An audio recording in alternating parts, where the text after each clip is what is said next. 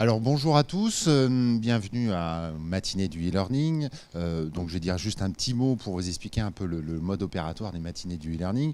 C'est une manifestation inter-établissement qu'on organise maintenant depuis, je crois que c'est la 4e saison qui se termine là. L'idée étant systématiquement de traiter un point particulier, retour d'usage, sur une question qui touche aux pratiques pédagogiques et à l'intégration du numérique dans ces pratiques pédagogiques.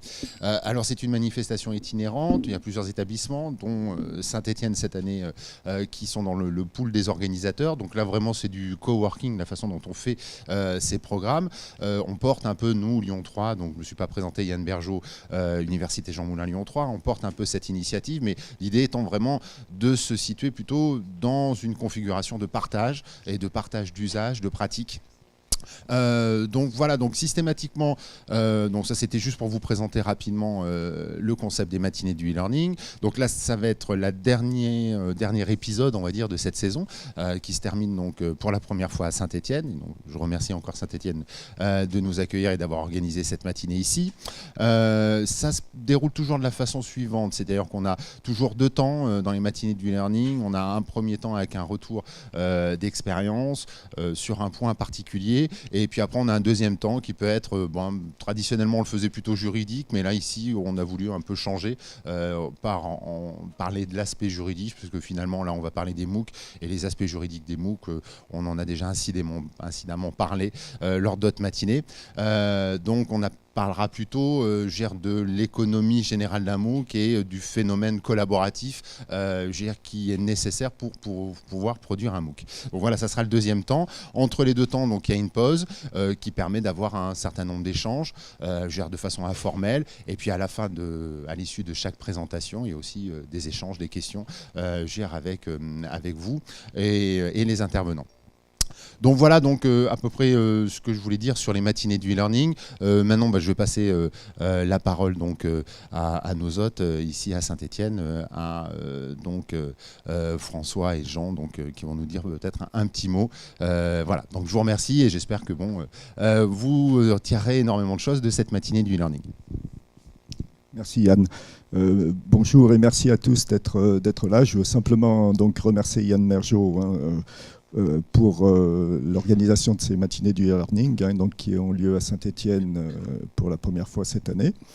Et donc on va rentrer tout de suite dans le vif du sujet et je vais passer la parole donc à mon ami Jean Pouly qui va vous dire ce qu'il va en être aujourd'hui. Merci. Merci, donc Jean Pouly, moi je travaille à IRAM et je suis aussi ravi d'accueillir ces matinées que j'ai découvert récemment et je suis vraiment ravi qu'elles soient à Saint-Étienne parce que c'est très très instructif. D'autant plus qu'ici on est amené à participer activement à la production de cours en ligne de MOOC, on en parlera tout à l'heure. Vous êtes ici dans le Learning Lab d'IRAM, qui est un lieu qui est assez bien équipé justement pour les nouvelles formes pédagogiques et pour notamment enregistrer du son, de l'image dans des bonnes conditions et travailler en coproduction notamment dans cette salle. J'en parlerai tout à l'heure dans mon intervention. Donc ce matin, comme l'a dit Yann, on va d'abord accueillir Alexandra Codina, qui est ingénieure pédagogique à Lyon 3 et qui travaille au sein du pôle d'appui à la pédagogie numérique et qui est correspondante pour Fun, donc la plateforme française de MOOC, et avec un retour d'expérience sur la gestion de projet à travers un MOOC qu'elle a piloté en fait. Et donc vous allez voir, moi je l'ai déjà suivi, donc je vais pas dévoiler les choses, mais c'est vraiment très instructif en termes de méthodologie. Toutes les questions que vous pouvez vous poser autour de comment on crée un MOOC, qu'est-ce que ça a comme incidence. Donc c'est pour ça qu'on a demandé à Alexandra de venir et je la remercie vraiment d'être là ce matin. Et puis en deuxième partie, moi je vous parlerai plutôt du côté collaboratif et de coproduction d'un MOOC et des formations à distance en général, parce que c'est vrai que ça change pas mal pour les enseignants qui parfois ont l'habitude de créer leurs cours parfois seuls ou dans une équipe restreinte. Et un MOOC, on va le voir déjà même dans la première intervention, c'est vraiment un travail collectif. Et du coup, il y a un volet de coproduction qui est assez particulier avec des nouveaux métiers, du nouveau matériel, des nouvelles méthodes de production, d'animation. Et donc j'interviendrai là-dessus. Puis bien sûr, il y aura beaucoup de parts pour les questions. On est vraiment en format enfin restreint. Je suis content que la salle soit pleine, mais on va pouvoir facilement interagir. Donc vous aurez aussi tout le loisir de poser des questions. N'hésitez vraiment pas à nous solliciter. Voilà, donc je laisse la parole à Alexandra. Allez, c'est parti. Eh bien, bonjour à tous. Donc, comme m'a présenté Jean, donc Alexandra Codina, je suis ingénieure en technologie de la formation donc à l'université Jean Moulin à Lyon 3. Et dans le cadre du développement des MOOC dans l'université, je suis donc également correspondante FUN. Donc c'est la fameuse plateforme que le ministère a mis en place pour accueillir justement tous les MOOC des universités et grandes écoles françaises. Je suis également coordinatrice des différents MOOC qui sont en développement dans l'université. C'est plutôt c'est dû à l'histoire, c'est-à-dire que je suis arrivée à Lyon 3 il y a un peu plus d'1 an et demi, donc je me suis lancée dans l'aventure des MOOC et au final maintenant, ayant un regard vraiment très transversal, on m'a demandé de copiloter un petit peu tous les MOOC qui seront en production. Alors, l'objectif de ma présentation, il est unique, hein, c'est que vous ayez une idée assez claire de ce que représente la gestion de projet d'un MOOC. Alors, tant sur les étapes de conception que sur les parties prenantes que vous allez avoir tout au long du processus de production. Donc, les différents rôles des personnes impliquées dans la production de MOOC. Alors j'essaierai de vous donner des conseils donc à chaque étape et puis des choses surtout à éviter ou du moins sur lesquelles il faut s'alerter assez vite. Comme par exemple la production de vidéos, c'est quelque chose qui est très chronophage, donc voilà, on en parlera. Alors, avant de vous parler vraiment de la conception, de la production d'un MOOC, ça me paraissait assez intéressant de vous présenter le contexte des MOOC en fait, à l'université, puisqu'au final, chaque établissement, chaque organisation a son propre contexte, et le nôtre ne sera peut-être pas celui que vous allez retrouver dans votre établissement. Alors, nous concernant, on a eu évidemment dans un premier temps des dynamiques totalement internes, donc c'est plutôt un facteur endogène, donc qui a été issu de diverses personnes. Et puis on a voulu suivre en fait une directive du ministère, donc une directive plutôt extérieure, donc plutôt un facteur exogène.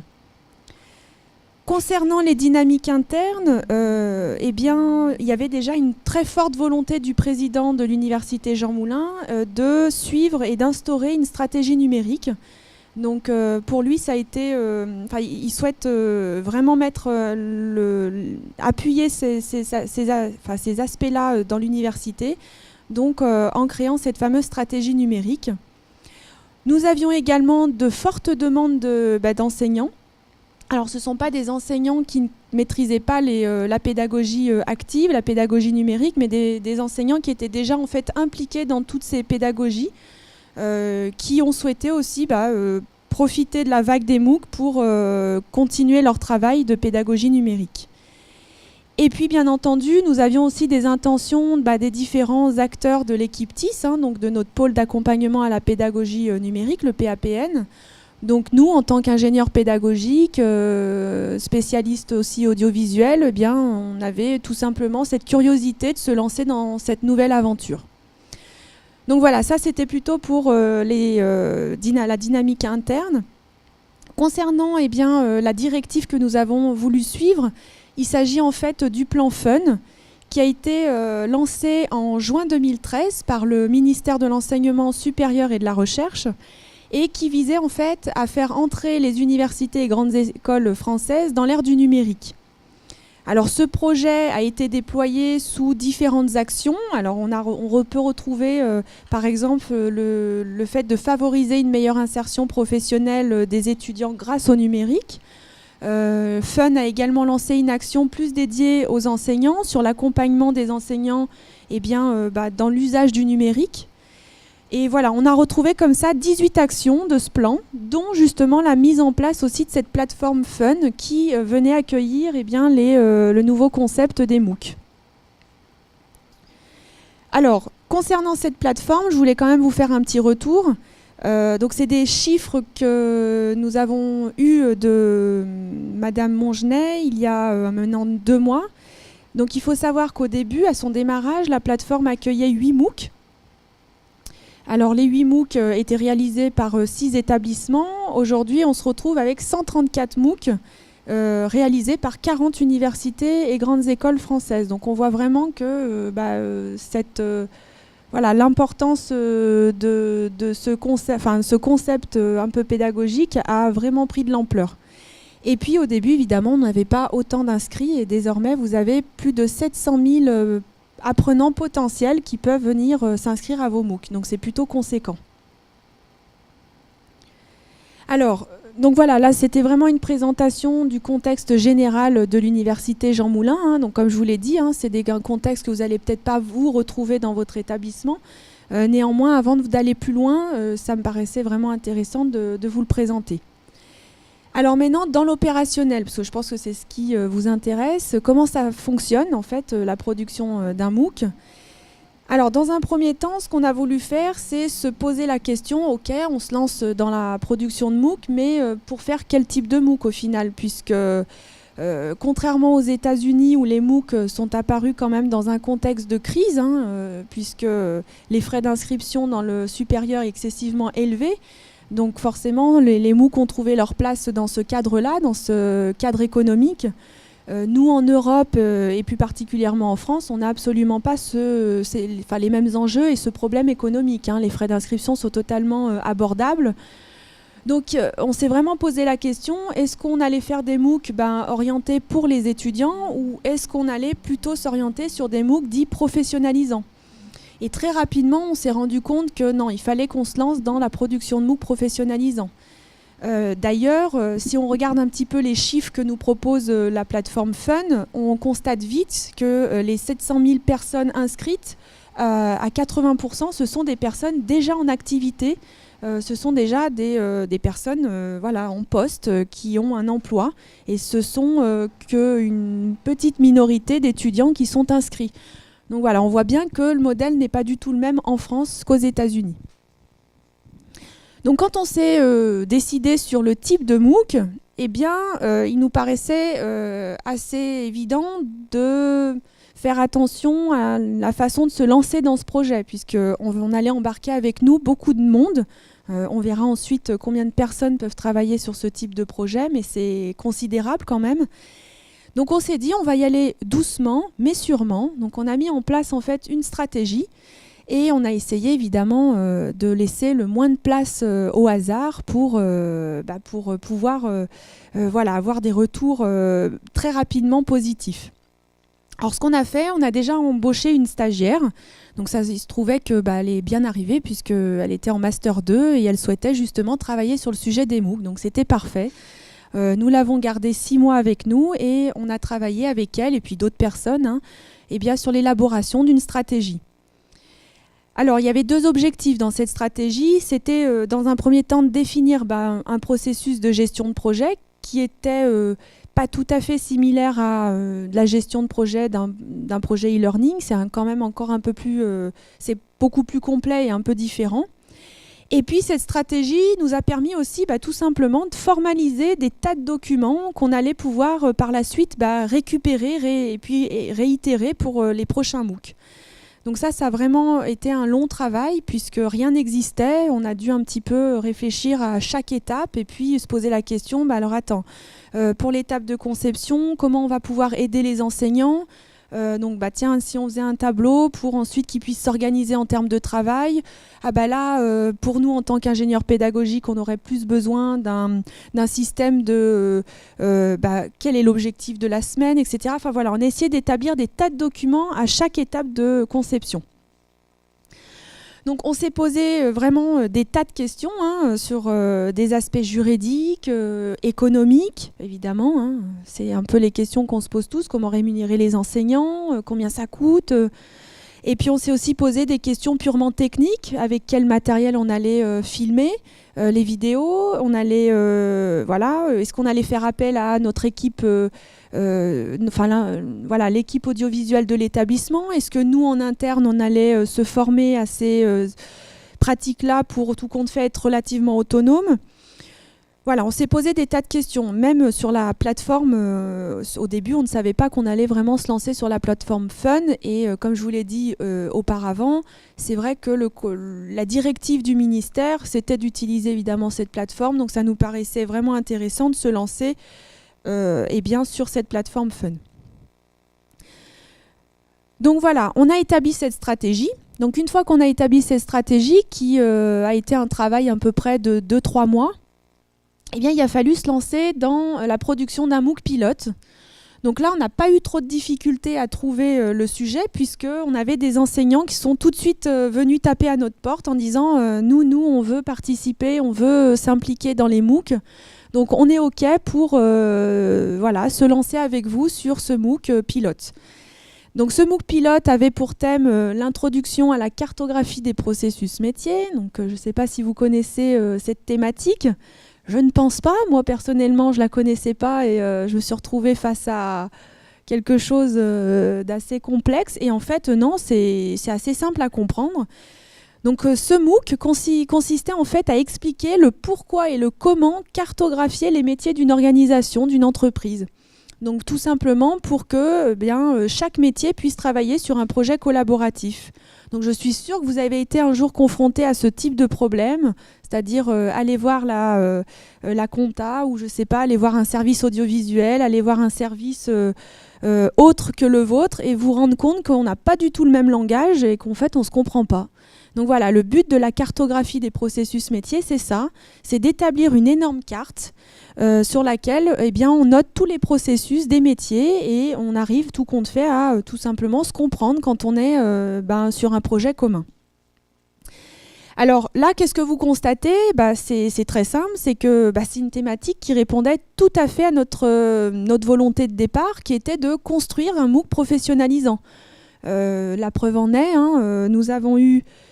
c'est plus tard les chiffres que je voulais vous dire maintenant, mais tant pis, je les mets tous. Nous avons eu 90% d'inscrits qui étaient des professionnels. Donc on voit bien que là, typiquement, on a tiré dans le mille. 90% sur les 7500 personnes qui se sont inscrites, c'est assez considérable. Alors on ne s'attendait pas du tout à ce succès-là, honnêtement, parce que le thème était quand même assez spécifique. On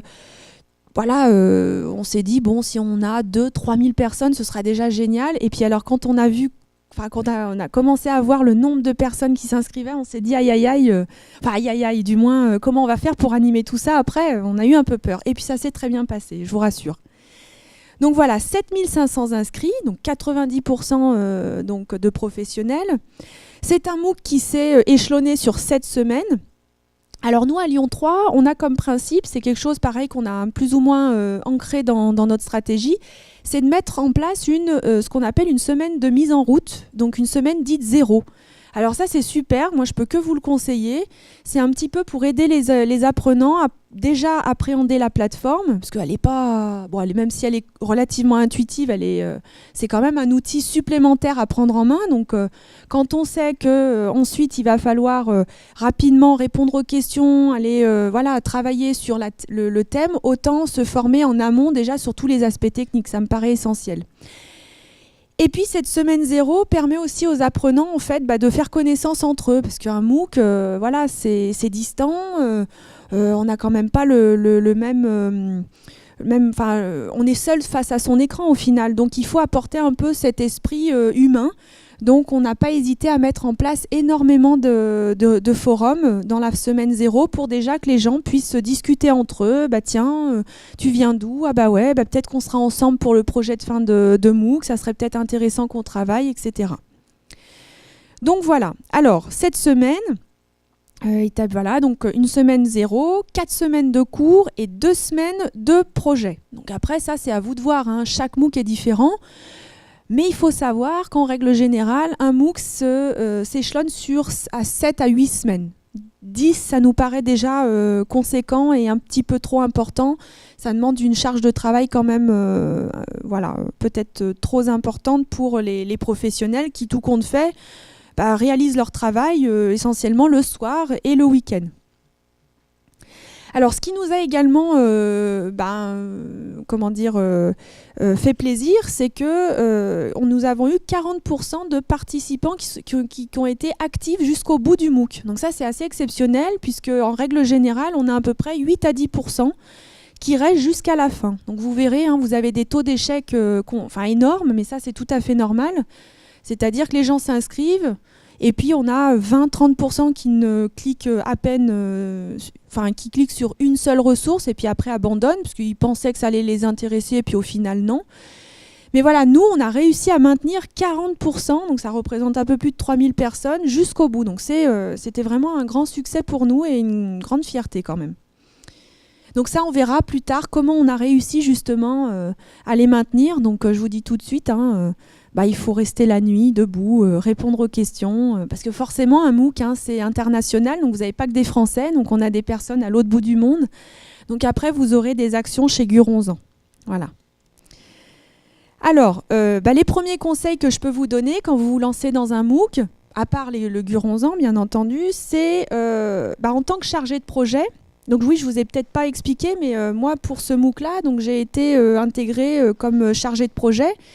Mais vous allez vite constater que une personne n'a pas forcément un seul rôle, il peut avoir des tas de rôles. Moi, à un moment donné, j'ai été infographie, j'ai été actrice, j'ai été aussi coordinatrice, j'ai été animateur. Enfin voilà, on a plein de rôles au final et c'est ça qui est très très enrichissant. Et honnêtement, même les enseignants en ressortent grandis et ils apprécient fortement ce côté très collaboratif et puis un peu innovant. Alors, je reviens à mes premiers conseils. Alors évidemment, c'est de planifier et puis c'est de constituer votre équipe. Alors planifier, c'est simplement répertorier toutes les étapes et toutes les tâches. Alors on voit rien, c'était juste pour vous faire peur, vous montrer un peu tout ce qu'il y a à faire. Et en plus, il n'y a pas tout, normalement il y en a encore 2-3 pages.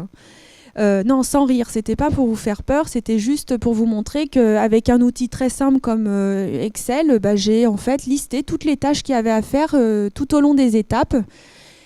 Et puis voilà. Donc voilà, première chose, planifier. Il faut qu'une planification rigoureuse et précise. Donc ça, c'est le travail du chargé de projet. Et ensuite, ça sera à lui de redynamiser les équipes quand il y a un peu de mou. Ce sera à lui de programmer les réunions avec la communication, avec le service audiovisuel, avec les acteurs, parce qu'on verra que les enseignants ne veulent pas forcément être filmés. Donc on va parfois faire appel à des acteurs. Alors sans forcément que ce soit des vrais acteurs, mais des personnes au sein de votre école qui veulent tout simplement bien être filmées.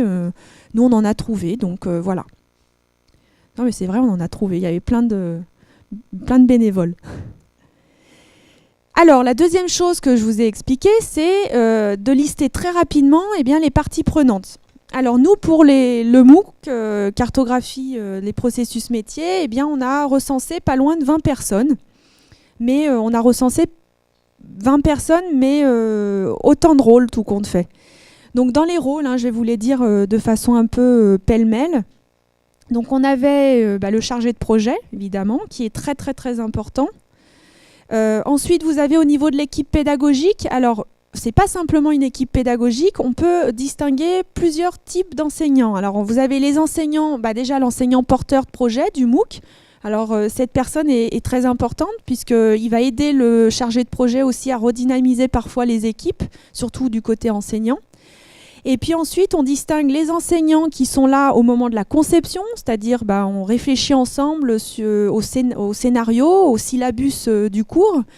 Et puis ensuite, ces enseignants peuvent tout à fait se dire moi, je m'enlève du projet et je laisse ma place à d'autres enseignants pour ensuite produire les exercices, produire les ressources.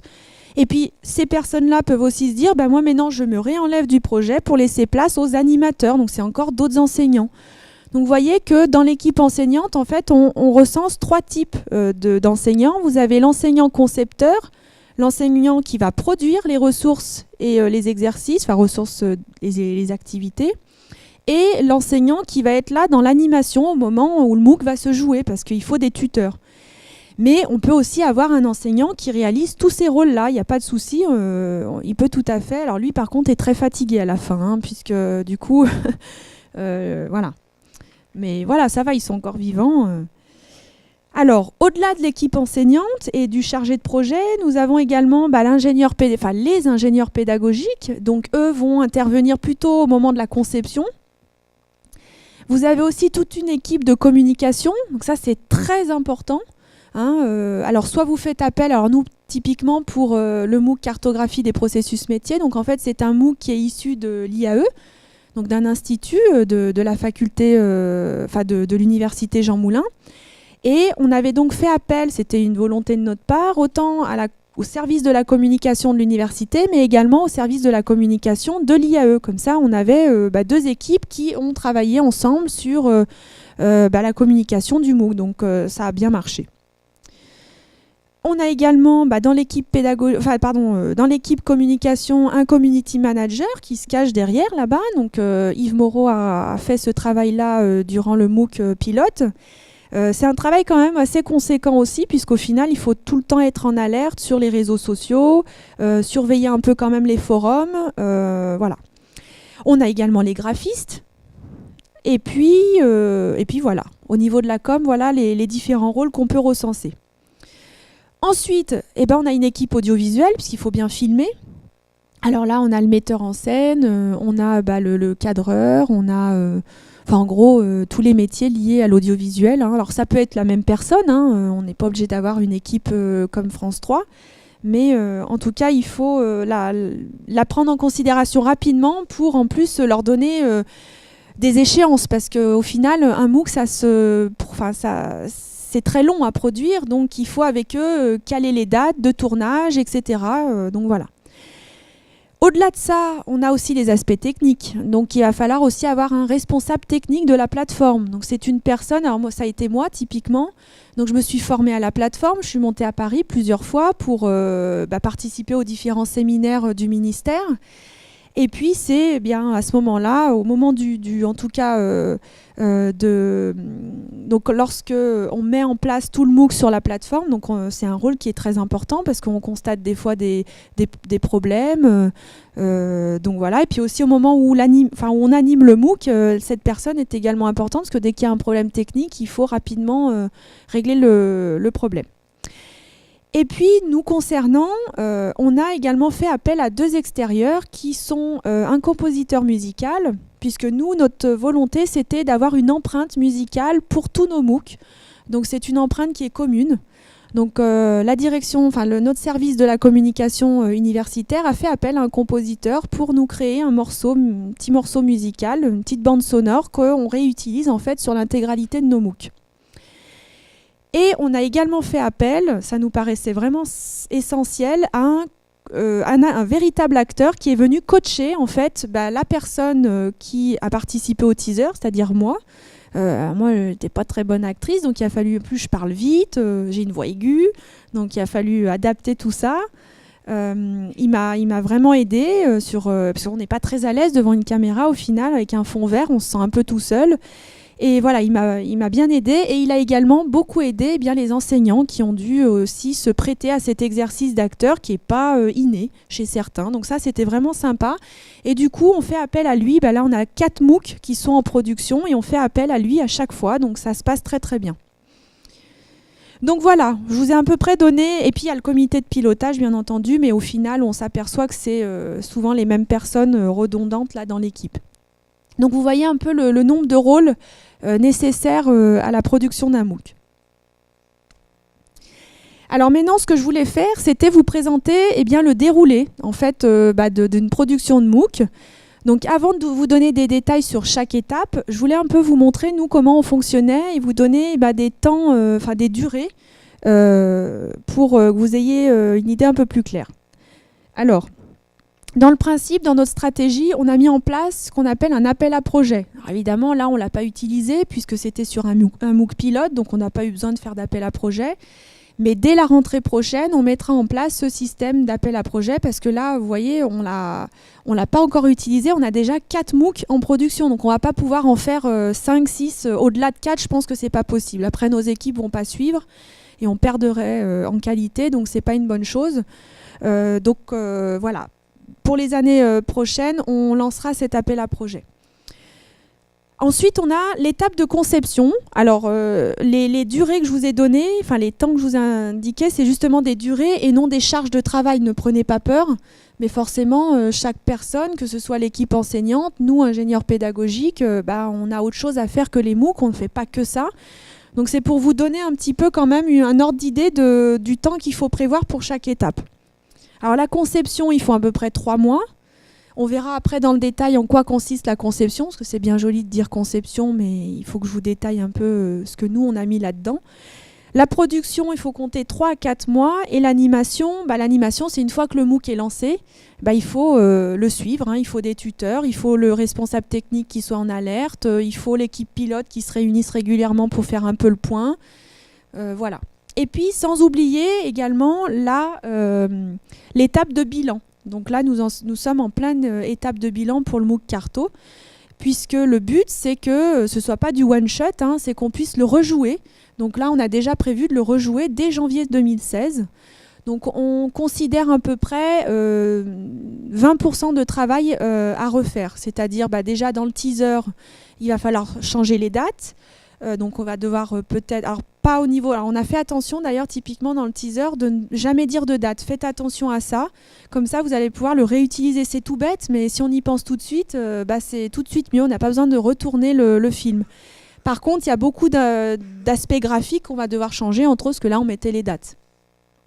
Après on s'est aussi aperçu, là du coup je vous parle un peu du bilan, ça vous gêne pas, parce que j'avais pas l'intention de le faire, mais du coup je le fais là.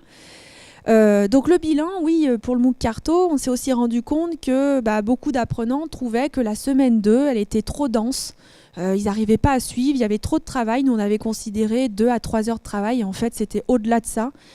Donc pour la prochaine session, on a déjà prévu de l'augmenter sur 2 semaines. Donc c'est une séance qui durera 2 semaines et non 1 semaine. Donc voilà, vous voyez que là, il y a des ajustements qu'il va falloir prendre en considération. Et donc voilà, un ordre d'idée de 15 à 20% de travail à refaire. Alors, pour la conception, j'ai essayé de vous détailler un petit peu en quoi consistait cette étape. Alors, la première chose, c'est la construction du syllabus. C'est le scénario pédagogique, tout simplement. Alors ça, c'est quelque chose qu'on laisse aux enseignants. Donc, on leur donne une trame. Avec en fait, c'est un petit peu cet exercice-là, voilà.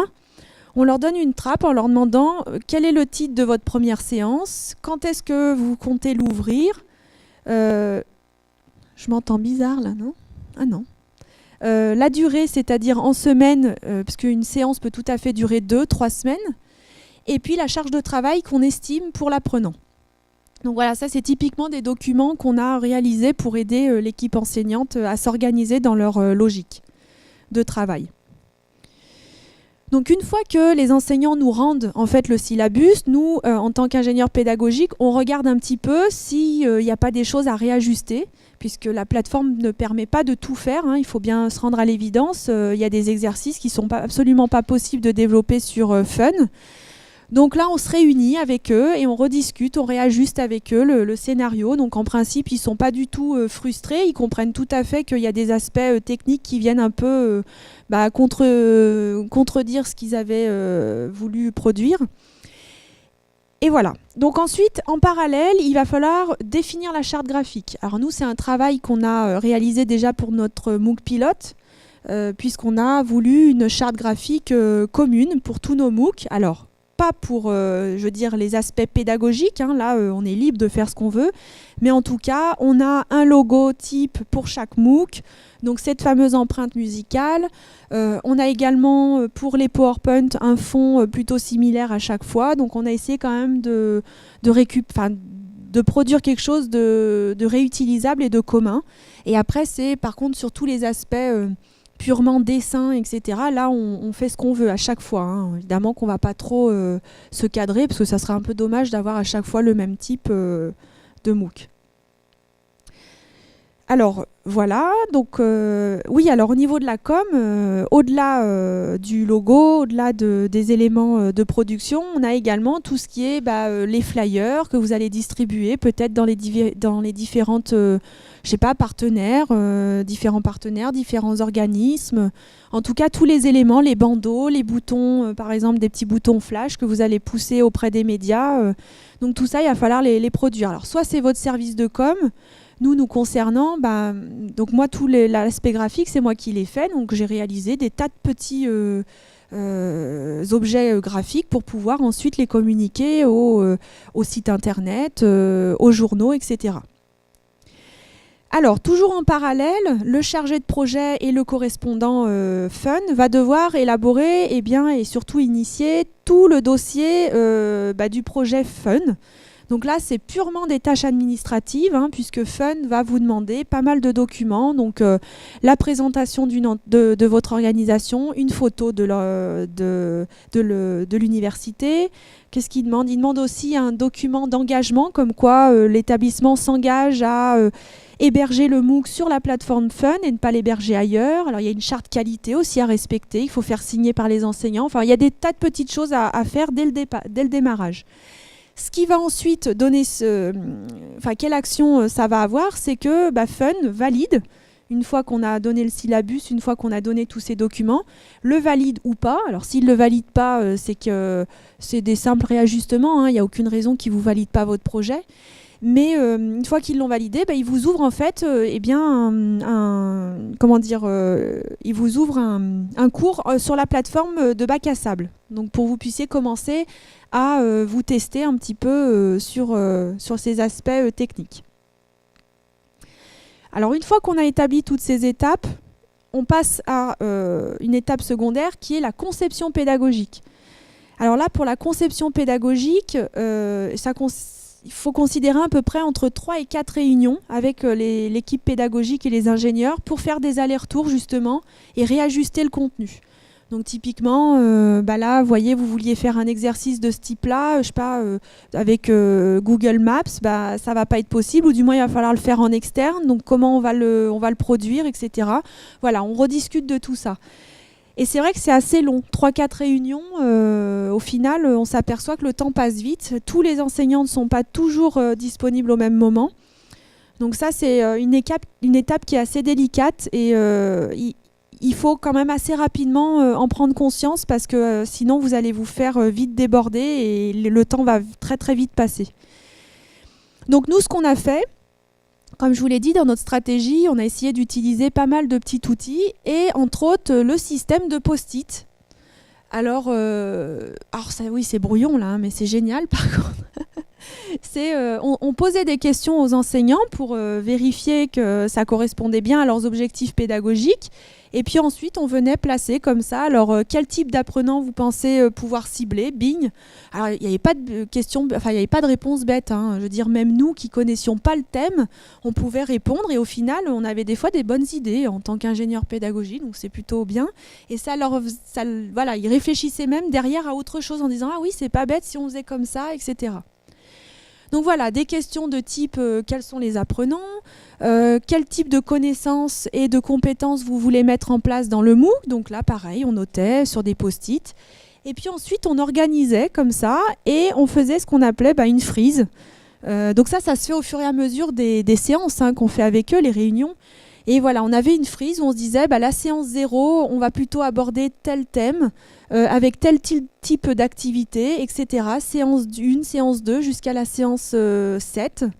Et puis on laissait de côté ce qui nous paraissait en fait pas applicable ou pas réalisable. Donc voilà, et ça c'est vraiment un très bon système, ce jeu de post-it.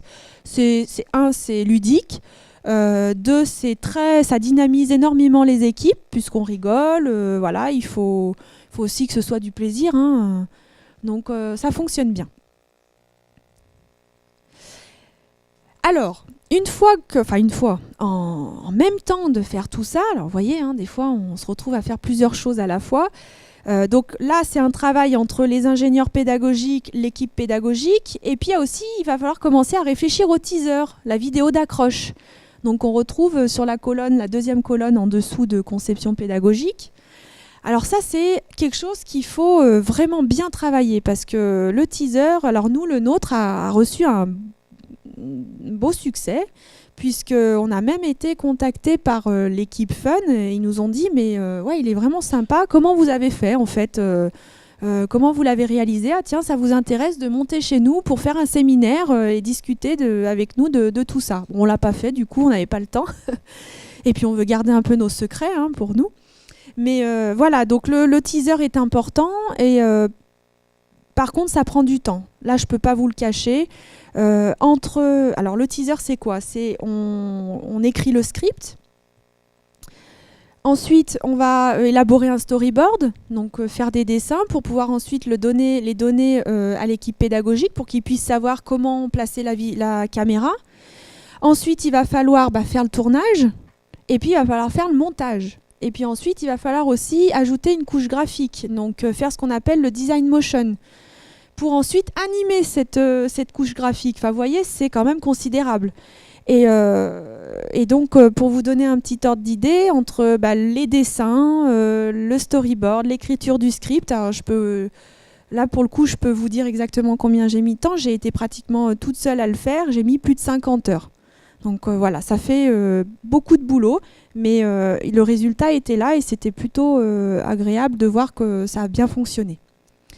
Donc c'est quelque chose, voilà, dès le démarrage, dès la conception, à prendre en compte.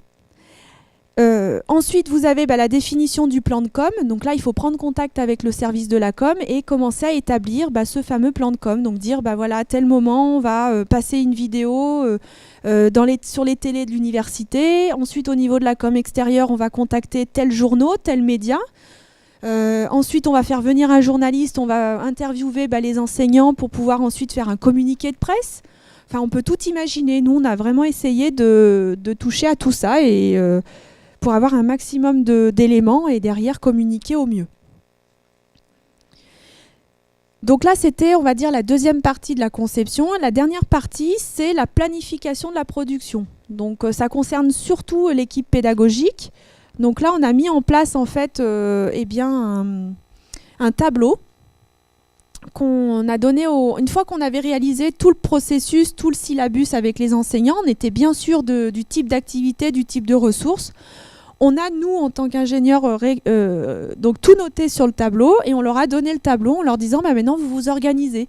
Donc, à droite, ils ont noté en fait leur nom et ils savaient ce qu'ils avaient à faire. C'est-à-dire, je ne sais pas, moi, par exemple, je m'appelle Guylaine. Je sais que pour la séance 1, j'ai l'activité, on ne voit rien, mais une activité, je ne sais pas quoi, réalisée. Donc, c'est un exercice. Donc, voilà, je vais réfléchir à comment je vais le faire, etc.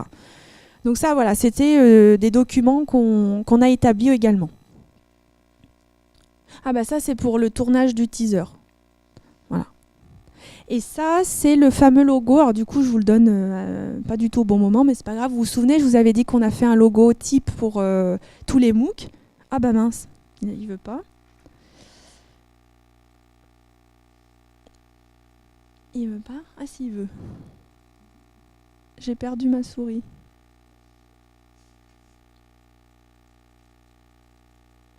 Ah il n'y a pas le son, c'est ballot. Hop, voilà. Donc, oh, c'est pas grave. Non, mais en même temps, ça fait ding. Voilà, ça fait comme un micro-ondes à la fin. Donc voilà pour le logo qu'on utilisera à chaque fois en fait pour tous les MOOC. Alors, si vous avez bien suivi, normalement, maintenant, on passe... Ah non, on passe pas du tout. Je vais vous donner des conseils pour l'étape conception.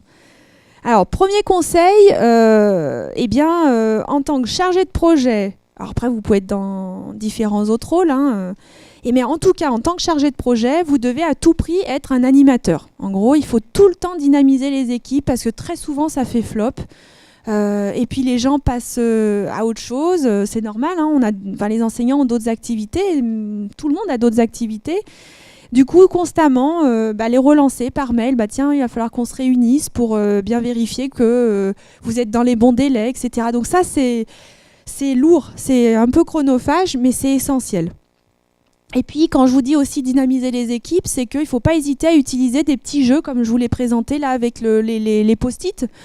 réfléchissez à des choses un peu marrantes pour justement rentrer pas dans un processus trop carré, mais plutôt ludique. Donc voilà, en tout cas, dynamiser les équipes.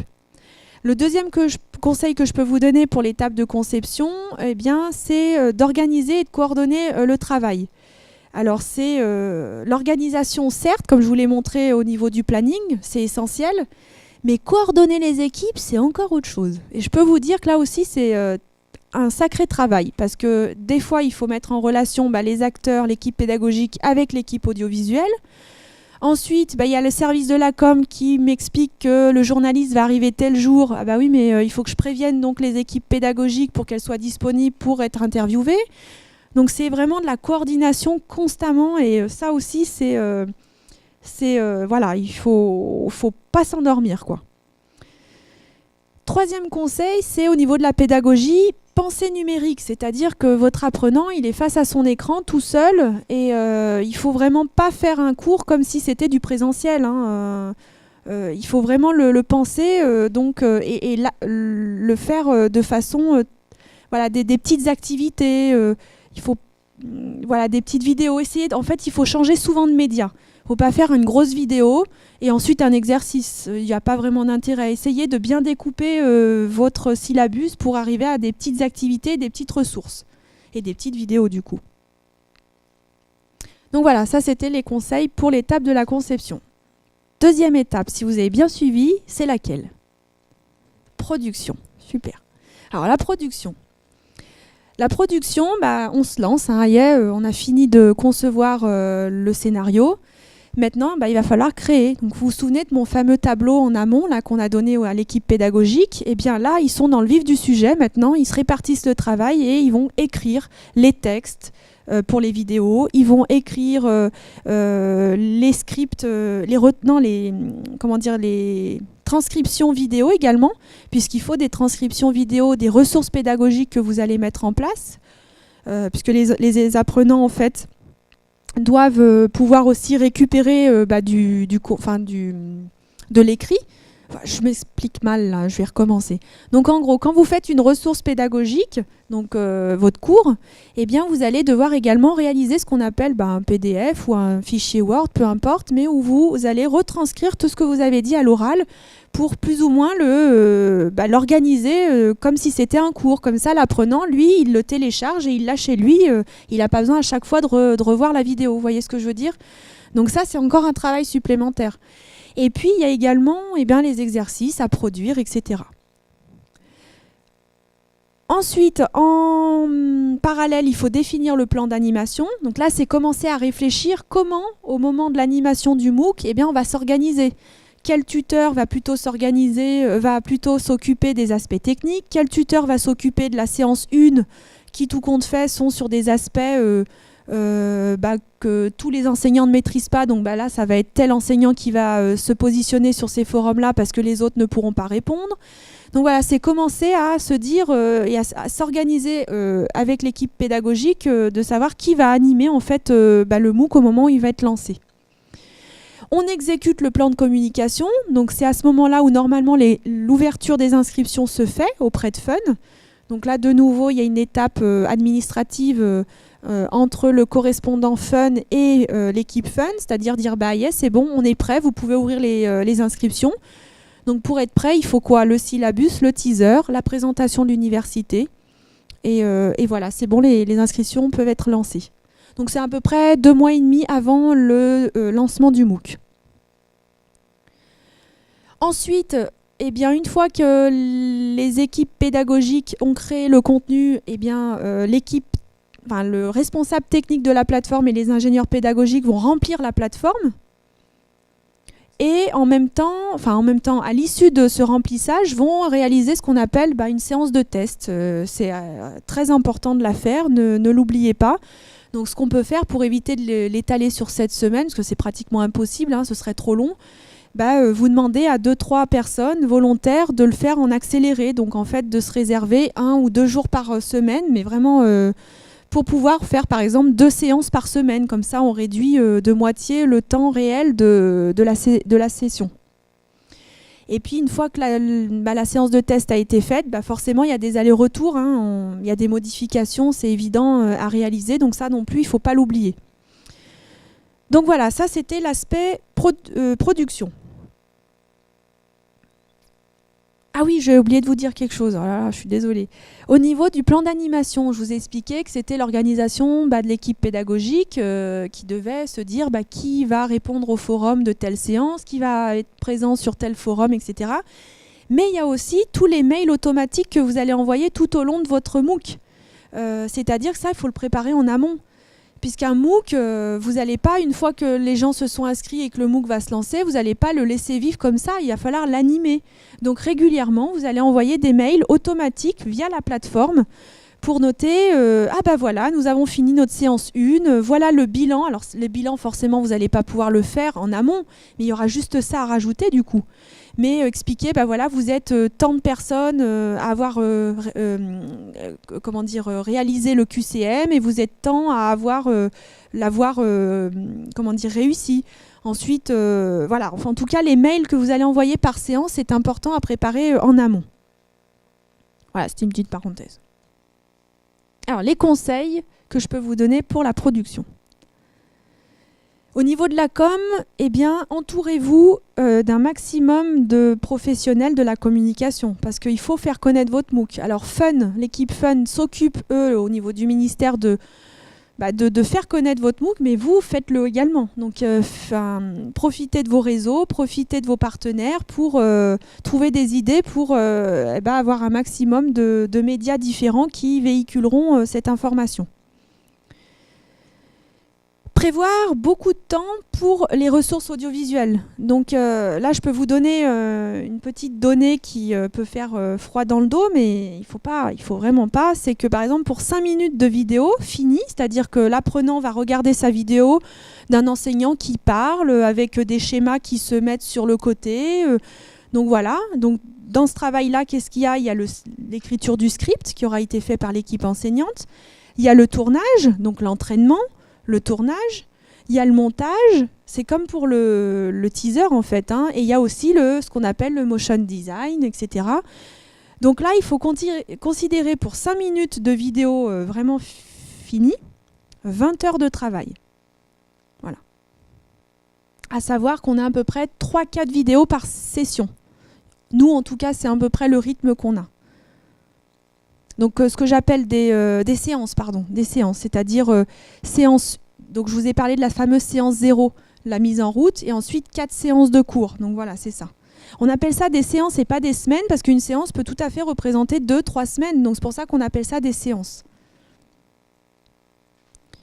Donc voilà pour ce qui est des ressources audiovisuelles. Faites attention de prévoir beaucoup de temps. Et puis, pensez tutorat. Nous, on a aussi fait appel à un professionnel, à un expert du tutorat, Monsieur Rodet, qui est venu dans notre établissement pour former nos équipes pédagogiques au tutorat. Parce que ça, c'est pareil, un enseignant n'est pas forcément formé à ce dispositif. Donc, on a vraiment voulu les aider au maximum. Donc, on a fait appel à quelqu'un qui est venu les former spécifiquement pour le MOOC. Donc ça, pareil, planifiez-le et pensez-le rapidement au niveau de la production. Alors, dernière étape, l'animation. Alors l'animation, c'est bing, voilà, mon MOOC ouvre le 20 septembre 2015. Eh bien, c'est à partir du 20 septembre 2015, qu'est-ce qui va se passer ?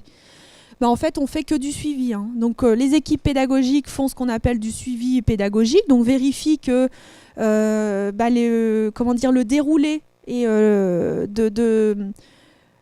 déroulé du cours se fait bien, c'est-à-dire que vous allez voir si vous utilisez la plateforme Fun, en fait, vous allez déterminer les dates à laquelle vont s'ouvrir chaque ressource, chaque activité. Donc là, le but, c'est de vérifier que tout s'ouvre au bon moment et que le déroulé se passe bien. Il y a également le suivi du plan d'animation, comme je vous l'ai dit, donc l'envoi des mails automatiques. Les enseignants vérifier qu'ils aillent bien sur les forums pour répondre rapidement aux sollicitations des apprenants. Le suivi du plan de pilotage, donc là typiquement ça consiste à quoi ? C'est essayer de capter en fait des données qui puissent ensuite nous servir au moment du bilan. Donc vérifier que quand j'ai lancé un QCM en séance 2, que ce QCM, comme on a noté 60, pour avoir le QCM, il faut 60% de bonnes réponses, vérifier qu'il y ait quand même une bonne majorité qui l'ait eu. Parce que si on se rend compte qu'il n'y ait que 10% qui ont réussi le QCM, c'est qu'il est trop compliqué, il va falloir le revoir pour une prochaine séance, pour une prochaine session, pardon. Et puis, on exécute le plan de communication. Il faut continuer à le faire connaître, puisque les apprenants vont pouvoir continuer à s'inscrire. C'est pas parce que le MOOC démarre que les apprenants ne peuvent plus s'inscrire. Vous pouvez tout à fait décider que jusqu'au dernier moment, les apprenants peuvent s'inscrire. Donc ça, c'est tout à fait possible. Alors, l'avantage de la plateforme Fun, c'est que justement, vous pouvez mettre une date assez lointaine, pratiquement jusqu'à l'échéance du MOOC, pour que l'un apprenant puisse s'inscrire. Et puis du coup, ait accès aux ressources, parce qu'au-delà de cette date, l'apprenant ne peut plus avoir accès aux ressources. Donc le but, c'est que l'apprenant s'inscrive et qu'il le regarde s'il ne souhaite pas forcément d'attestation de réussite, qu'il puisse s'inscrire quand il veut, et au moins il aura les ressources tout le temps. Alors l'inconvénient pour lui, c'est quoi? C'est qu'il n'aura pas de tutorat. S'il s'inscrit trop tard, forcément, il n'y aura plus personne pour répondre à ses questions. Mais néanmoins, il aura quand même le contenu pédagogique. Et puis, la dernière étape, c'est le bilan. Alors, au niveau des conseils de l'étape d'animation, c'est penser tutorat. Donc ça, je vous l'ai dit au moment de la production, mais une fois qu'on est vraiment dans l'action, il faut vraiment être très, très, très réactif sur les forums. Avoir un contact privilégié avec l'équipe Fun. Donc ça, c'est le correspondant normalement Fun qui a ce contact privilégié. Il ne faut pas hésiter à dire aux enseignants, l'équipe pédagogique, dès que vous voyez qu'il y a un problème, vous me le faites remonter. Moi, je le fais remonter à l'équipe Fun. Ça, c'est très important. Être réactif et capitaliser, c'est ce que je vous ai dit. Capitaliser dans le sens où essayer de noter un maximum de données pour que derrière, ça puisse vous servir pour les prochaines sessions, décidément. Et puis capitaliser aussi, comme je vous ai dit, nous on a formalisé beaucoup de documents, et ça c'est pour nous, c'est de l'acquis. Maintenant on va les réutiliser pour les prochains MOOC. Et puis voilà ma petite note d'humour pour le Guronzan. C'est fini. Merci à tous.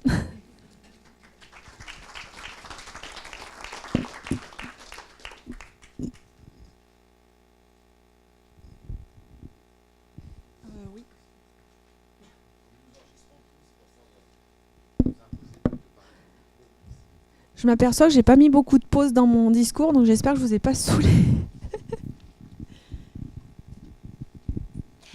Alex, j'avais une question. Entre le moment où on propose notre projet à Fun et le moment où ils retournent, ils acceptent, il y a combien de délai à peu près? Alors c'est très rapide, c'est au bout à peine une semaine.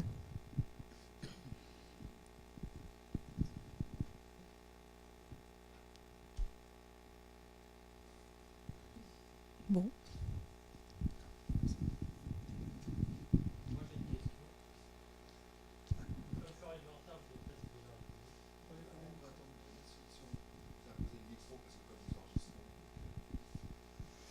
Oui, bonjour. Je voulais juste savoir pour le compte-rendu finalement des professionnels suite à ce MOOC, qu'est-ce qu'ils ont le plus apprécié dans ce que vous avez fait puisque ça a été un succès? Quels sont finalement les facteurs clés de succès? Alors, c'est une bonne question. Les facteurs clés du succès de ce MOOC, ça a été déjà la forte présence des enseignants sur les forums. Donc, c'est vrai qu'il s'est avéré qu'apparemment, on avait une forte présence par rapport à d'autres MOOC qu'ils ont pu suivre, les apprenants. Donc ça, c'est une évidence. Après, c'est au niveau de la variété et des activités. On a essayé de jamais faire les mêmes choses, donc on n'a pas hésité par exemple aussi à faire ce qu'on appelle une mise en situation. Donc c'est une étude de cas, on a filmé des enseignants alors qu'on leur a donné des rôles. Par exemple, c'était un comptable avec un chargé, alors je sais plus Yann, tu te souviens les rôles qu'ils avaient, mais bon, c'était différents métiers, ils étaient justement censés pouvoir s'entendre pour collaborer sur un projet, et on voyait bien que ça bloquait, donc on a mis en situation cette étude de cas, et ça a été bien apprécié également. Donc voilà, et soyez imaginatif, soyez innovant dans ce que vous voulez mettre en place comme activité. Faites pas que des choses qu'on a l'habitude déjà de voir. Donc ça aussi, ça a été apprécié, c'est des petites choses. Ce qui a été apprécié, c'est que... Ah oui, ce qui a été fortement apprécié aussi, c'est qu'on a mis beaucoup de choses en... Enfin, on a mis en place beaucoup de documents pour aider les apprenants à s'organiser dans leur travail. C'est-à-dire qu'avec justement comment dire, c'est fatigant au bout de du temps de parole. Avec la stagiaire, on a mis en place des documents, tout compte fait que les apprenants téléchargeaient et ils s'organisaient. C'est-à-dire, sur telle séance, je barre, j'ai déjà fait ça. Ensuite, sur telle séance, là, j'aimerais revoir cette partie-là. Et au final, chaque séance, ils avaient un peu un compte-rendu de ce qu'ils avaient fait, pas fait ou qu'ils n'avaient pas compris. Donc ça, c'est des documents qu'on peut également vous mettre à disposition. Il n'y a rien de secret. Mais ça a été très, très apprécié. Pareil, on leur faisait un calendrier. Alors ça, c'est peut-être des choses que j'ai. Je peux peut-être vous les montrer par la suite. Mais c'est un énorme calendrier qui représente graphiquement, la séance 0, vous allez avoir telle chose à voir. Séance 1, c'est telle compétence et telle connaissance que vous allez acquérir. Et voilà. Donc c'est tous ces documents-là qui ont été appréciés. C'est des documents, on va dire, d'accompagnement. Voilà. Ça, c'est vrai que j'en ai pas parlé, mais alors ça, il y a eu un gros travail de fait là-dessus, en effet. Oui, on parle d'économie du MOOC, alors forcément, on a envie de poser la question du budget. Oui. Et est-ce que vous avez dû faire des choix pour respecter justement ce budget, dire, non, on va prendre plutôt une autre forme, ça fait forcément il y a des choix à faire, quoi. Alors, au niveau du budget, je m'y attendais évidemment. Pour tout vous dire, ce MOOC pilote et même ceux qui on est en train de lancer sont essentiellement sur du volontariat. Les enseignants, pour l'instant, ne sont pas rémunérés. On y réfléchit, c'est en cours de réflexion. Yann, tu confirmes ou pas, c'est bien en cours de réflexion. Et on a fait aussi le choix de ne pas comptabiliser nos salaires. On n'a pas fait le choix de comptabiliser. En fait, on n'a rien comptabilisé parce que dans une économie de MOOC, ça dépend ce qu'on met dedans. Est-ce qu'on comptabilise justement le salaire des personnes déjà employées par l'université? Est-ce que ça, on le met de côté, tout compte fait, on comptabilise que les personnes extérieures qu'on emploie? Donc, comme par exemple notre compositeur musical. J'allais dire, c'est un peu comme un opéra. Il y a le personnel qui est payé par la ville. Voilà. Et puis, on fait venir les décors, les costumes, les artistes extérieurs. Donc ça, on peut peut-être avoir justement... ça me semble intéressant d'évaluer. Voilà. Oui, d'évaluer. Et puis vous, ce qui est intéressant, contrairement à un opéra, il peut toujours tourner, mais c'est que vous allez le reprendre effectivement au 1er janvier, en janvier 2016, etc. Permettre de répondre parce que c'est vrai qu'Alexandra est peut-être un peu moins à l'aise sur les questions de budget. Ouais, non, pas à l'aise du tout. La volonté a été de l'internaliser totalement. Donc on n'a pas de coûts finalement qui sont extrêmement importants avec des prestataires extérieurs.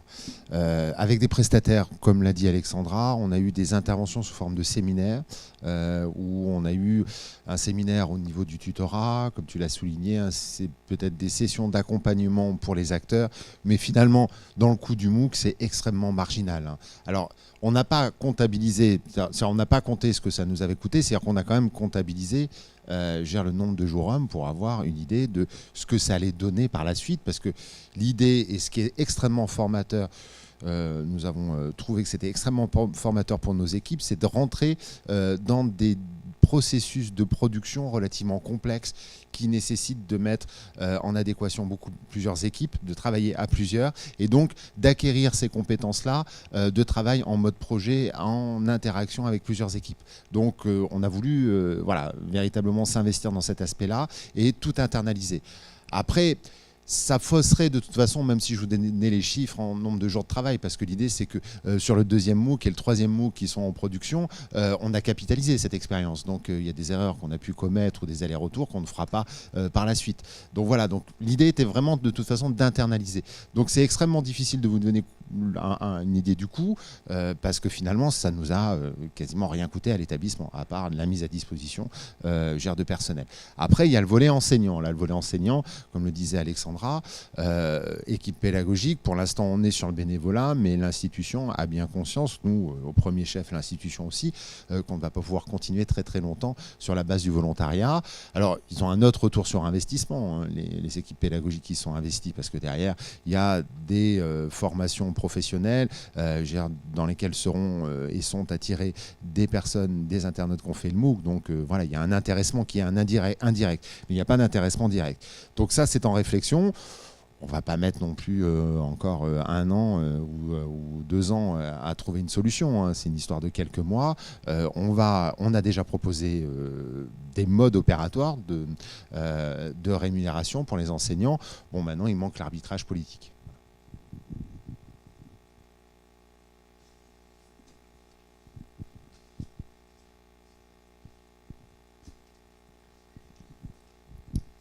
Oui, je voulais vous demander pour donc les futurs MOOC, vous avez dit que vous aviez que vous alliez mettre en place un appel à projet et du coup vous avez défini les critères. Oui. Vous avez déjà. Oui, alors déjà les critères qu'on a choisi de mettre en place, c'est déjà par exemple si on a mis en place un MOOC de l'année précédente sur une thématique dédiée à l'IAE. Eh bien, si l'année d'après, il nous propose un MOOC sur une thématique qui intéressera encore l'IAE et qu'il y a d'autres facultés qui sont intéressées par la production de MOOC, on va privilégier les autres facultés. C'est typiquement ce type de critères. Mais on essaye quand même de ne pas trop en mettre puisqu'il se peut qu'il n'y ait que 3-4 facultés et institutions qui soient intéressées par la production de MOOC. Donc après, il faut qu'on soit quand même assez ouvert à... Après, quel autre critère on a pu mettre en place Ça reboucle un peu la question précédente. En fait, c'était sur les aspects rémunération. C'est-à-dire que pour l'instant, effectivement, on n'a pas de critères véritables puisque chaque enseignant qui vient nous voir, on lui dit bon, bah d'accord, on pose un certain nombre de jalons. On l'alerte sur un certain nombre d'aspects, sur le temps d'investissement, etc., sur l'investissement personnel. Après, les modes qu'on a proposés, les différentes modalités de rémunération des enseignants vont avec un véritable appel à projet. Parce que là, à ce moment-là, ça veut dire que pour l'établissement, il y aura un coût direct qui va être le coût de la rémunération des enseignants. Et là, avec finalement... De mémoire, dans le document qu'on a proposé, il y avait trois critères évalués par 3 organes différents. Donc il y a un critère d'opportunité qui est jugé au niveau de la composante. Finalement, il y a un critère de faisabilité technique, c'est-à-dire qu'on ne vienne pas nous demander, oui, voilà, on va faire de l'immersif avec des acteurs de tous les côtés, et puis en même temps, ça va être des jeux sérieux et ça va être des mondes virtuels. Là, on va dire, bah non, on arrête tout, là, on ne peut pas faire. Et puis après, il y a aussi un avis qui sera donné parce que nous, on a créé en interne à Lyon 3 qui est une communauté de pratique TIS. C'est-à-dire ce sont des enseignants qui sont directement appliqués et qui, eux, vont donner un avis sur l'innovation pédagogique ou la pédagogie numérique. Est-ce que véritablement ça vaut le coup d'investir ou non? Alors aucun des avis n'est bloquant à part celui de la composante, et après il y a un arbitrage qui se fait au niveau politique. Voilà, on a envisagé cet appel à projet avec 3 passages et un accompagnement systématique. C'est-à-dire qu'on ne va pas dire à l'enseignant, voilà, vous avez un dossier de 30 pages à rendre et puis après, advienne que pourra, vous allez peut-être vous faire retoquer au bout de 3 mois. Donc l'idée, c'est qu'on suive quand même le projet, on l'accompagne et éventuellement qu'on soit amené à rectifier peut-être un peu le tir, à lui donner un certain nombre de conseils pour qu'il puisse passer les différentes étapes. Voilà, c'est plus un accompagnement avec 3 avis distincts.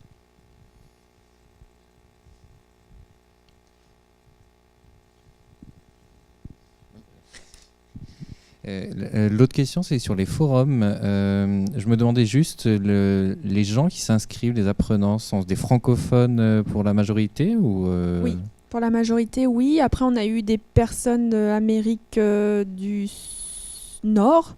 On a eu Afrique du Nord. On a eu... Mais en majorité, oui, ce sont des pays déjà européens et francophones, oui. Après, ça, ce sont des chiffres, c'est vrai que je les ai pas récupérés, mais c'est typiquement des chiffres que je peux vous communiquer facilement, parce qu'on a fait pas mal de questionnaires, en fait, en plus du travail qu'on demandait aux apprenants. Lors des séances, à chaque fois, on commençait et on terminait la séance par des questionnaires. Alors, un questionnaire qui nous permettait, nous, d'avoir des bilans quantitatifs. Donc, ça, ils répondaient ou pas, hein, c'était au bon volontariat, au bon vouloir de l'apprenant. Et puis d'autres qui étaient plus sur des critères d'apprentissage. Donc, qu'est-ce que ça leur a apporté, etc. Mais oui, c'est essentiellement francophone.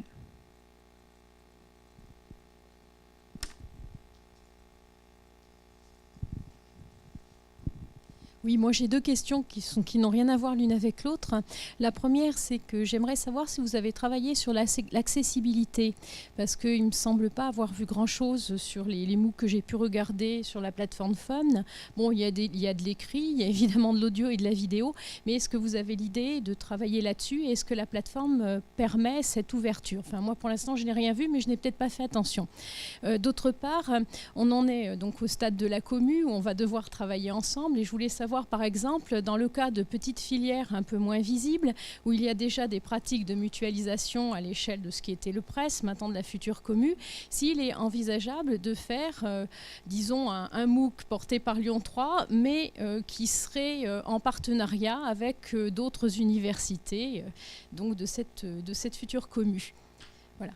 Ah oui, totalement. Oui, après, ça, c'est quelque chose qui est totalement envisageable. Donc, quand vous voulez dire collaboratif, c'est aussi du coup partager les parties prenantes du projet. C'est surtout dans ce sens-là. Oui. Oui. D'ailleurs, Fun, l'équipe Fun, donc pousse vraiment dans ce sens. C'est quand il y a des thématiques communes, elles essayent de rassembler les différentes universités qui ont la même idée pour pouvoir réaliser le MOOC en commun. Et du coup, on se voit diviser par 2, 3 le travail.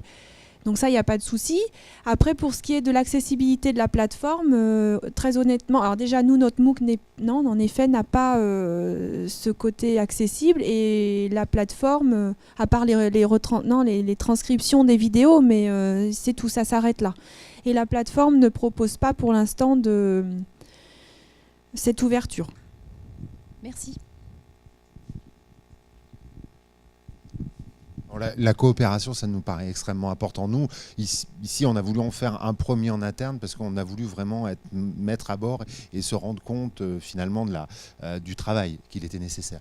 Mais sinon, d'autres établissements de la commu ont déjà travaillé en interétablissement sur des MOOC.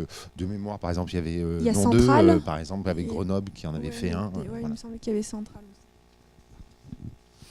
Oui, moi je voulais revenir un peu sur les questions de chiffres parce que c'est vrai que ça peut donner un peu le vertige en se disant, quand on voit tout le travail, savoir déjà combien ça peut représenter en heures de travail, non pas le temps, parce que tu nous as montré le non pas la durée, mois, oui.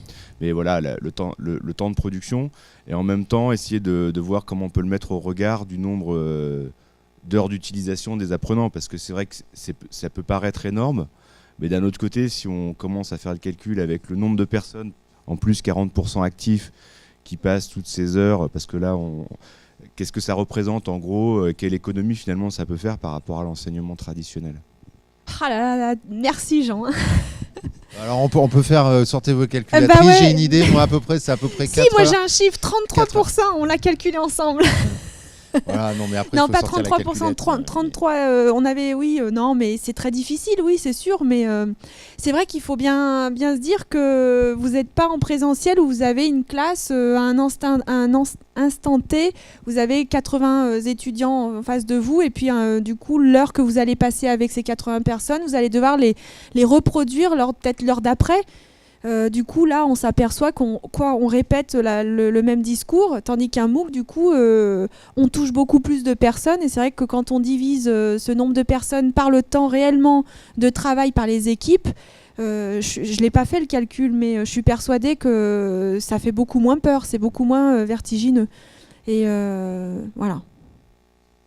Et puis, il ne faut pas oublier qu'un MOOC, ça se rejoue. Donc, c'est ça aussi qu'il faut bien expliquer aux équipes pédagogiques, c'est qu'ils ne font pas un travail de 6 mois pour, au final, 7 semaines seulement. Non, ça va être rejoué chaque année. Enfin, c'est le but, hein, c'est de réitérer l'expérience chaque année. Donc voilà, la capitalisation est quand même considérable. Mais ce qui nous a paru important, on avait entendu plusieurs témoignages dans ce sens-là, c'est véritablement de se préparer. Nous, c'est notre rôle en équipe pédagogique, équipe en ingénierie pédagogique, de préparer au mieux les équipes pédagogiques à l'aventure du MOOC. Parce qu'on a souvent, comme je disais tout au début, entendu ces témoignages où des enseignants se sont lancés dans l'aventure des MOOC et puis ils l'ont fait une fois et puis finalement ils viennent témoigner, ils disent non, plus jamais ça. Donc voilà, notre idée aussi et ce qu'on a voulu faire, c'est se donner un peu plus de temps, mieux préparer les équipes, les accompagner et dans l'optique de pouvoir les rejouer. Alors quand tu dis rejouer, ça ne veut pas dire forcément rejouer sans nouvel investissement. Parce que il y a aussi derrière, il faut compter à peu près 15 à 20% de remédiation ou de travail qu'il faudra de façon refaire, mais néanmoins on le rejoue, donc ça c'est plutôt intéressant. Bonjour, on a très peu parlé de la problématique ou du sujet de la certification à l'issue du MOOC. Alors vous aviez 80% de professionnels, donc je comprends que les professionnels ne soient pas forcément intéressés. Est-ce que dans les prochaines éditions, c'est quelque chose sur lequel vous allez travailler? Est-ce que c'est lié à un problème technique qui fait qu'un certificat, ça a très peu de valeur? Enfin voilà, quelle est votre position par rapport à ça? Alors, c'est une bonne question, j'en ai pas parlé, c'est vrai. Et non, notre MOOC a justement eu, contrairement à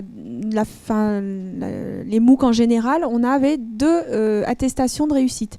Alors, pour revenir sur les termes, on ne parle pas de certification, parce que la certification, ça veut dire qu'on peut identifier la personne. En outre, la personne derrière son écran, on ne sait pas si c'est vraiment elle qui va réaliser l'examen. Donc là, on ne peut pas encore parler de certification. Alors, il y a des universités, il y a même Fun qui réfléchit à ce système-là pour qu'on ait des certifications, mais actuellement en France, nous, on n'en délivre pas. Donc on délivre ce qu'on appelle des attestations de réussite. Alors Fun propose une attestation de réussite basée sur les aspects théoriques, donc de connaissances. Donc, dans notre MOOC introduction à la cartographie des processus métiers, on avait cette première attestation de délivrée pour les aspects théoriques. Et nous, on a voulu aller plus loin, c'est-à-dire également valider les compétences des apprenants. Donc, en fait, à l'IAE, on a mis en place une deuxième attestation pour les apprenants qui souhaitaient aller jusqu'au projet, en fait. Donc, ils ont travaillé sur un projet commun ou pas, individuel ou pas. On a eu 140 projets de déposés. Et donc voilà, l'IAE, notre institution, a délivré une deuxième attestation. Donc pour répondre à votre question, non, les professionnels sont friands de ces attestations-là. Alors c'est vraiment dommage parce que je ne les ai pas en tête, les chiffres. Mais je crois qu'il y a quand même eu 60% des apprenants qui ont suivi le MOOC jusqu'à la fin, qui ont eu l'attestation de connaissances. Et il y a eu un petit peu moins qui ont eu l'attestation de compétences, que ça demandait un travail supplémentaire avec le projet. Donc voilà, en fait, on proposait 3 parcours. Le parcours libre, donc là, c'est vraiment un apprenant qui vient picorer et qui vient récupérer les informations qu'ils veulent. C'est typiquement le format utilisé par la majorité des MOOC développés sur la plateforme Fun. Et ensuite, on avait les 2 autres attestations, donc les 2 autres parcours, ce qu'on appelait le parcours connaissances et le parcours compétences, qui donnaient lieu à des attestations de réussite. Voilà. Peut-être une dernière question avant la pause. Bonjour, moi toujours en lien avec ces questions d'économie des MOOC. Donc on a bien compris qu'effectivement sur les temps de conception et de production, pour l'instant, en tout cas du point de vue des enseignants qui s'y impliquaient, c'était sur la base d'un bénévolat. Mais sur la question sur les temps d'animation, est-ce qu'il y a eu des modalités qui ont été envisagées dans la prise en compte des services, par exemple, des enseignants-chercheurs pour ces temps d'animation? Non, non plus, non. Non, c'était en dehors de leur temps de travail. En effet, on faisait les réunions. Non, il n'y a pas eu de prise en compte particulière de ce côté-là non plus. Mais par contre, on a mis en place des outils pour comptabiliser, parce que c'est des choses que l'on sait faire, on sait mesurer. Mais voilà, il n'y a eu que des intéressements, comme je disais tout à l'heure, indirects. Parce que même le tuteur principal, lui, une indemnisation en fait, ou finalement un intéressement qui a été indirect. Voilà. Donc, après, on a fait plutôt système D dans un premier temps, dans la mesure où on n'avait pas de ligne politique précisée dans un premier temps, et qu'on ne voulait pas non plus, j'ai remarqué par un précédent, acté par un précédent, que ça fonctionnerait de telle et telle manière. Oui, parce que juste une petite précision, c'est que ce MOOC, nous l'avons intégré dans nos formations internes à Lyon 3 pour justement que les professionnels puissent également le suivre. Donc en formation continue, formation continue du personnel. Donc on a eu 80 personnels de Lyon 3 qui ont suivi le MOOC.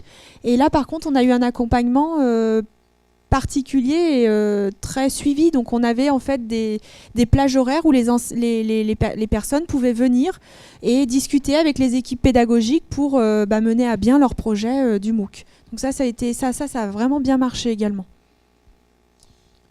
Je vous propose que nous nous arrêtions là pour la première intervention. Ça ne nous empêche pas de pouvoir continuer à discuter de façon informelle. On est à votre disposition ou entre vous. On se fait une petite pause d'1 quart d'heure. Je crois que Jean a été obligé de s'absenter. Et puis à son retour, on redémarrera pour la deuxième partie.